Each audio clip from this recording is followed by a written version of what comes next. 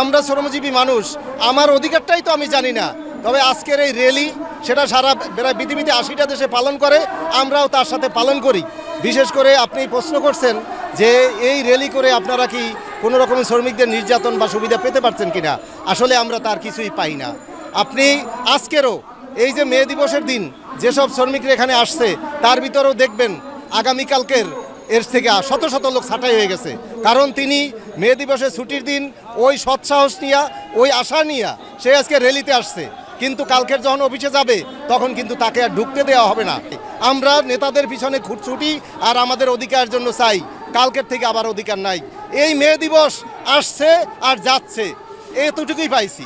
কারণ আজকের এখানে আসছি, আসার একটাই কারণ, এই মে দিবসের মধ্য দিয়া আমরা আমাদের অধিকার ফিরে পাবো একদিন, ওই আশাই ব্যক্ত করি। কিন্তু বাংলাদেশে সেটা সম্ভব অদূর ভবিষ্যতে হতেও পারে।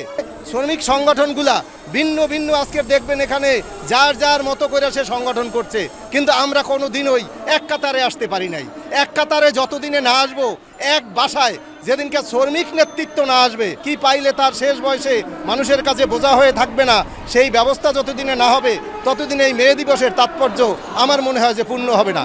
আজকে দেখবেন এই যে আমরা যারা আজকে র্যালিতে আসছি, এদেরকে এদেশের পুঁজিবাদীরা ছাগলের 3 নাম্বার বাচ্চা বলে, যে এই যে আজকে ফালাফালি করতেছে, কালকের তোরা আবার আমি যা বলবো তাই হবে।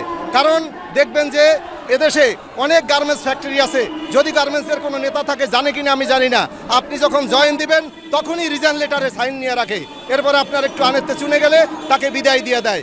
এই দেশে শুধু গার্মেন্টস শ্রমিকদের জন্য দেখবেন অ্যাভেলেবেল নেতৃত্ব জায়গা আছে, কিন্তু এদেশে কি গার্মেন্টস শ্রমিকরাই শুধু শ্রমিক? এদেশে 9 কোটির উপরে শ্রমিক আছে। এই 9 কোটি শ্রমিকদের অধিকার নিয়ে কেউ কথা বলে না। একমাত্র শ্রম আইন বাস্তবায়নের জায়গা হয়েছে জাতীয় সংসদ, সেখানে যদি কেউ ওইভাবে গর্বের সাথে বলে যে শ্রমিকদের এই দফাগুলো দরকার, তখনই হয়তোবা আমরা শ্রম আইন বাস্তবায়ন পাইতে পারি। আমাদের একটাই লক্ষ্য, আমরা পরিবহন শ্রমিক, আমি ঢাকা জেলা মাইক্রোবাস জিপগাড়ি ও কার ভাড়ায় চালিত চালক শ্রমিক ইউনিয়নের প্রস্তাবিত সভাপতি। আমি বলবো এই যে রেন্টেকারে আমরা যারা ব্যবসা করি, যারা রেন্টেকার চালাই, এই রেন্টেকারের ব্যাপারেও আমাদের অনেক বিশদ বৈষম্য আছে, যে বৈষম্যের কারণে আমাদেরকে ভাড়া নিয়ে যায়, আমাদেরকে সঠিকভাবে ভাড়া দেয় না, আমাদেরকে এক জায়গায় নিয়ে আবার মেরে ফেলে, আমরা লাশ হয়ে বাড়িতে ফিরি, আমাদের দেখার কেউ নাই। কিন্তু আমাদের কথা হচ্ছে আমরা শ্রমজীবী মানুষ, আমরা স্বাভাবিক মৃত্যু হলেও আমরা যেন আমাদের পরিবারের কাছে কিছু দিয়ে যেতে পারি। আমার বয়স যখন 60-65 বছর হয়ে যাবে তখন আমরা কিন্তু পরিবারের কাছে বোঝা হয়ে যাব। এই বোঝার থেকে মুক্তির উপায় কি সেটা আমি একজন সাধারণ শ্রমিক হিসাবে কিন্তু আমি জানি না। একজন সাধারণ শ্রমিকের কাজ কি? আপনি কাজে লাগাই দিবেন, সে আপনাকে সঠিক গন্তব্যে আপনাকে নিরাপদে পৌঁছেই দেবে।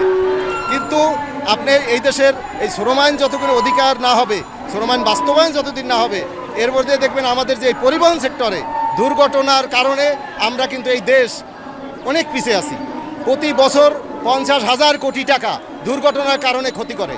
এই দুর্ঘটনার কারণে যদি 50,000 কোটি টাকা ক্ষতি করে, তাই বাংলাদেশের এই 16 কোটি মানুষের ট্যাক্স কালেকশন করে আপনি দেশটাকে কত দূরে আগাই নেবেন? তাইলে যদি আপনার এই প্রতিকারের ব্যবস্থা যদি প্রতিরোধ দিয়ে সম্ভব করা হয়, তাহলে হয়তোবা একদিন আমরা দুর্ঘটনাও কমাবো, শ্রম আইনও বাস্তবায়ন হবে। তা আমাদের আজকে এই মে দিবসের আজকের এই আমার ছোট্ট একটা মন থেকে, আমার তো আর অত জ্ঞানের পরিসীমা নেই, আগে আসি নাই, তবে আমি বলবো রাষ্ট্র যদি গাড়ি চালক অধিকার আইন প্রতিষ্ঠা করে, তাহলে এদেশের শ্রমজীবী মানুষ যারা পরিবহন শ্রমিক আছে তারা হয়তোবা একদিন তার শ্রম আইন বাস্তবায়নের লক্ষ্যে পৌঁছাবে ইনশাল্লাহ। ধন্যবাদ।